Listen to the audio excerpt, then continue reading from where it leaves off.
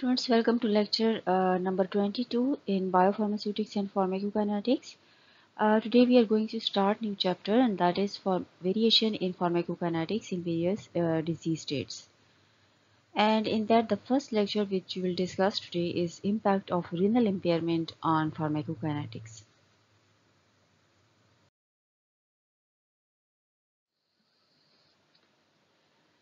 So outline for today's lecture: dose adjustments in disease states. Then we will discuss about various renal diseases which result in longer than normal elimination half-lives. And in last we will also come across that how the impact of uremic conditions will affect pharmacokinetics.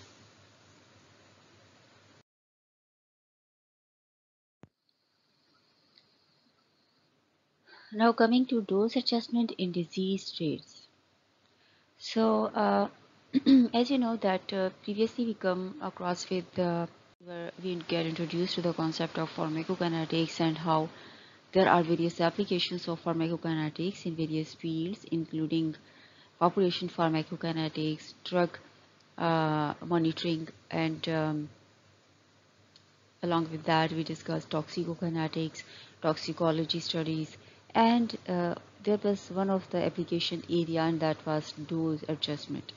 So main application of pharmacokinetics is in disease states is dose adjustment, uh, though of course it also helps in other areas as well.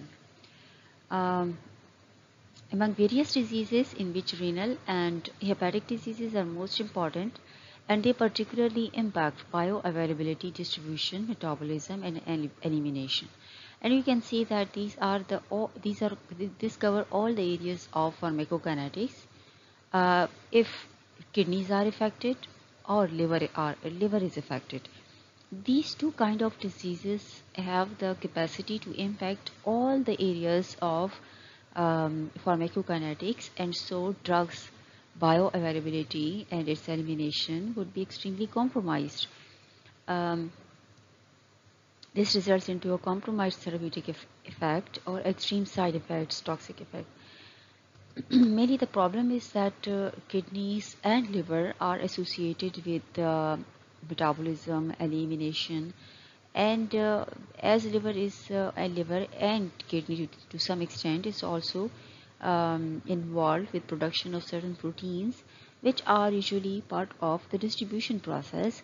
So if there are kidneys and liver is affecting within the body, then these areas would definitely will be affected. And what would be the possible impact that there would be definitely compromised therapeutic effect. Drug is not being excreted from the body at a rate as it is supposed to be, and its constant presence in higher amounts within the body, if the dose isn't adjusted, could result in extreme side effects or toxic effects. So that's why it is important to understand that how um, particularly these two kind of diseases would be impacting the pharmacokinetics. So renal impairment. Kidney is a very important organ. Electrolyte balance, removal of metabolic waste, and drug excretion from the body. Uh, it's one of the function. Regulation of body fluids is extremely important as far as distribution is concerned. And then removal of metabolic waste and drug excretion is important as far as excretion and elimination is concerned. So we can clearly see that if kidneys are not functioning properly, the distribution and elimination process would be affected directly, and that would result in some extremely unwanted, desirable toxic effects, and therapeutic effectiveness it would be affected as well. If desirable therapeutic effect is lesser as compared to the range of side effects the patient is experiencing, definitely the therapeutic impact is compromised. So impairment or degeneration of kidney functions affects the pharmacokinetics of drugs, definitely, which we discussed already. Some of the common causes of kidney failure include disease, injury, and drug intoxication. These are the major categories which are involved with kidneys for mainly affecting its functioning and totally failure. There are certain diseases. In upcoming slide, we would come across with certain diseases which can particularly cause kidney failure and a uremic condition within the body. Then any kind of injury like during some inflammatory process, inflammation, infection, or any other kind of physical injury, of course, the kidneys could stop their proper working and disease state particularly, like there are various chronic conditions like hypertension. Hypertension, that's why it's called silent killer, because um, the hypertension is not only the raise in the blood pressure or the fluctuation in the blood pressure, but it has the capacity to impact your vital organs, including the brain, brain, kidneys, and heart. So, what results that these kidneys, which are these organs, which are the vital organs, slowly and gradually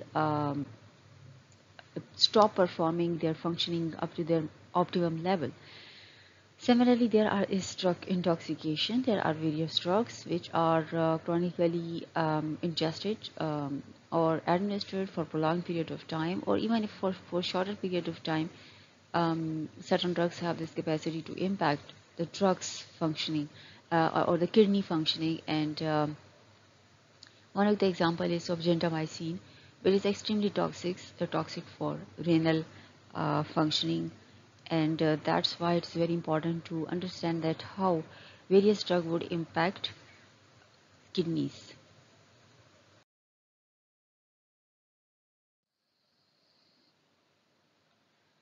Okay, then here comes longer than normal elimination half-life. So acute diseases or trauma, there are various conditions which could impact kidneys in various ways, but their impact is same. All the diseases and all the injuries and intoxication patterns ultimately lead to uremia, in which glomerular filtration is impaired or reduced. Uremia is basically urea higher levels within the blood, and secondly, um, the glomerular filtration is extremely impaired or reduced, and which leads to accumulation of excessive fluids and blood nitrogenous products within the body. Nitrogenous products like urea is one of them. Uric acid is one of them. So, uh, uremia is that condition which is problematic and which is resulting in reduced filtration or impairment in the glomerular filtration. Of course, if filtration is not happening properly, which is the very first step in kidney excretion process or elimination process, and then after that the tubular secretion or reabsorption happens. So if filtration is impacted, that is not happening properly, then rest of the things, if working up to their optimum, which is of course not possible even, then still elimination of drug is compromised. So what we experience, then we experience longer than normal elimination half-lives. Uremia generally reduces glomerular filtration and or active secretion. You can see that there are main three kidney excretion or elimination processes, and one is glomerular filtration, the other is active secretion, and one is tubular reabsorption. So tubular reabsorption reabsorbs basically again, and so it maintains a balance. However, these two processes, glomerular filtration and active secretion, are actively involved in only elimination or excretion. So, the result which we can see is that uremia generally reduces both of these processes, which leads to a decrease in renal drug excretion, resulting in a longer elimination half-life of the administered drug.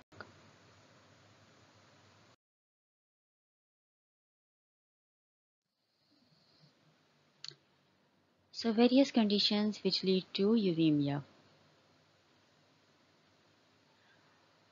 First condition is pyelonephritis. Basically, this is a bacterial infection and which results in inflammation of kidneys.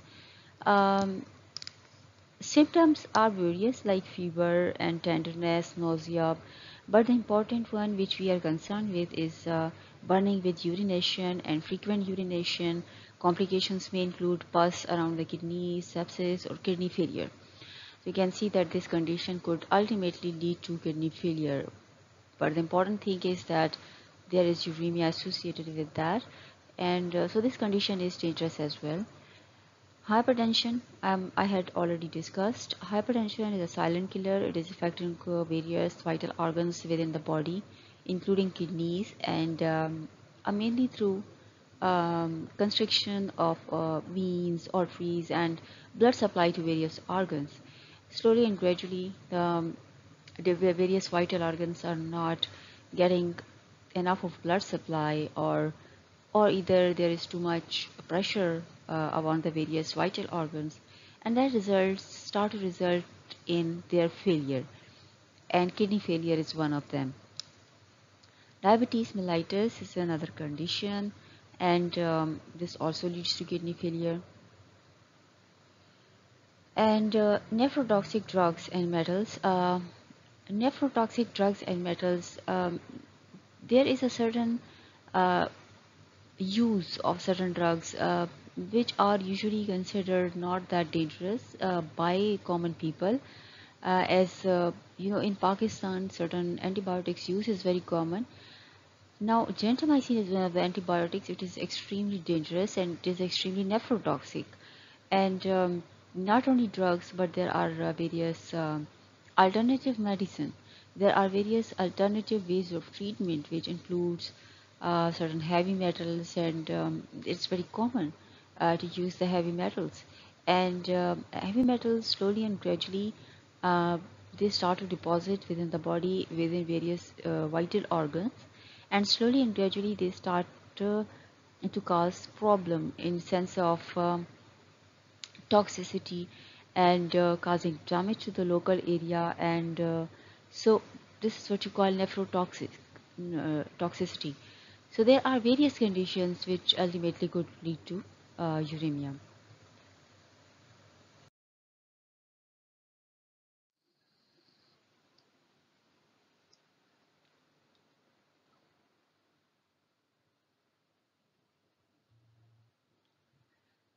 Okay, so coming to pharmacokinetic considerations.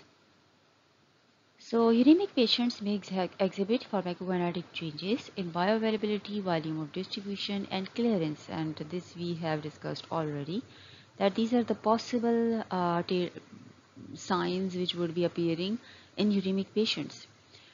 Uremic patients have special dosing considerations to account for such pharmacokinetic and pharmacodynamic alterations, as the problem is arising as far as their pharmacokinetics is concerned or pharmacodynamics is concerned. Now, pharmacodynamic area also becomes a challenge because pharmacokinetics and pharmacodynamics, though studied separately, are too much interconnected. If something is affected pharmacokinetics, pharmacodynamics is being affected for sure. Because what is bioavailability? Let's say bioavailability is capacity of drug to reach in systemic circulation with a certain rate and extent. And what is blood circulation? Ultimately, it is providing the same drug to the site of action or its receptor site. So, if bioavailability is compromised, its distribution, elimination, everything is compromised, definitely its availability at the site of action is compromised. Either it is reaching in very higher concentrations or it is not reaching in the required concentrations. Both result in unwanted um, effects and which are undesirable, either very low therapeutic effect or very high uh, uh, level of toxic effects. So pharmacokinetically, this condition is extremely important to consider.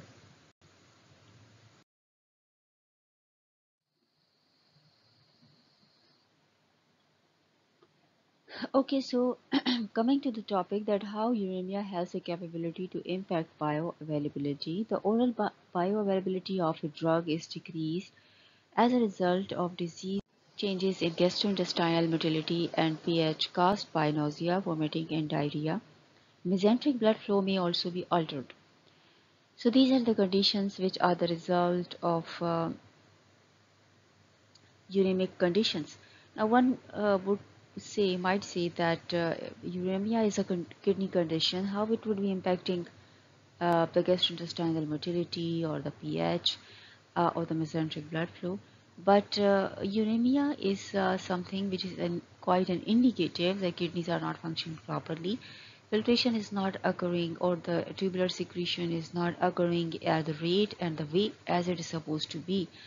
But at the same time, what is uremia? That the blood nitrogenous content would be higher than the usual or the normal ranges. Now these abnormal ranges have quite the capacity to build up the pressure. That's why they are saying that the mesenteric blood flow may be altered. And there would be changes in the gastrointestinal motility if blood flow is being impacted, if the pH of the blood is being impacted because of the uremic content, high nitrogenous content within the blood. It has the capacity to not only to change the gastrointestinal motility, but also it might change the pH of the environment, pH of the blood, and that could result into nausea, vomiting, diarrhea, and that then these conditions themselves would result in further compromised pH, and the environment is not so optimum. When this situation is happening, of course, the situation for optimum absorption is not feasible, and that could lead to that could impact bioavailability. However, the oral bioavailability of a drug such as propranolol, which has a high first pass effect, may be increased in patients with renal impairment as a result of a decrease in elimination. Okay, there are conditions that sometimes erratic response results, and like propranolol is a drug which is having a higher first pass effect. Too extensively as it passes through the liver, it gets metabolized and very little content is left behind to enter into the systemic circulation, main systemic circulation, and then to reach at the site of action. So now such condition is somehow is benefiting the drug, and because of those proteins which in the form of transporters or enzymes are involved in its rapid first pass effect are no more available at that rate and at that turnover and that quantity. So of course this bioavailability will be increased, its elimination rate is lowered. So in cases of certain drugs which are prone to high metabolism, of course their level would be increased.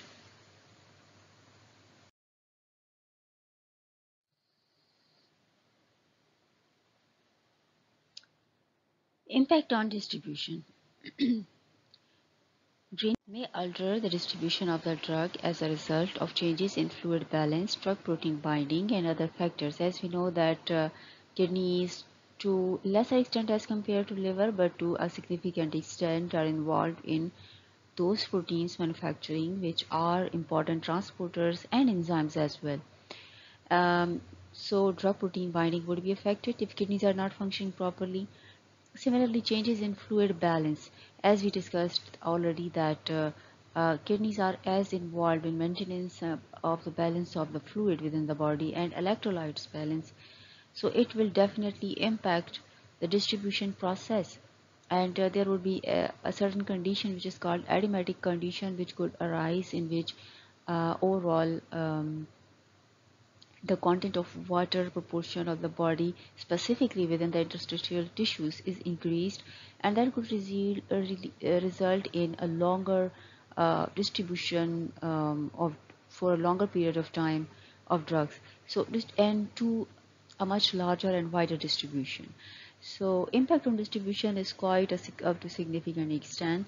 Then plasma protein binding of weak acidic drugs in uremic patients is decreased, whereas the protein binding of weak basic drugs is less affected. However, those drugs which are weak acidic drugs, then their protein binding will be impacted because those are weak acidic drugs and those are in search of basic uh, surroundings of them, so which is not possible in case of uremia.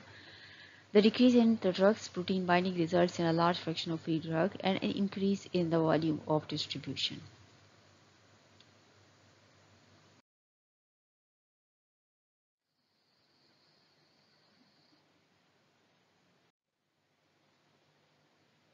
Then comes impact on clearance. So total body clearance of drugs in uremic patients is also reduced by either a decrease in the glomerular filtration rate, as we already discussed that in uremic patients, the kidneys slowly and gradually are lacking in their function. First of all, their filtration and then tubular secretion would be impacted. They are not doing that up to the optimum level. So that would be definitely decreased, and possibly active tubular secretion is also decreased or reduced hepatic clearance, because liver and kidneys are the organs, vital organs, which are functioning in collaboration with each other, though those both the organs are separate vital organs at their own places, but they are working in too much conjunction and collaboration. So if one organ is affected, the other organ will get overpressured and other organ would start to impact as well. So what result into that there would be reduced hepatic clearance also, along with reduced kidney clearance.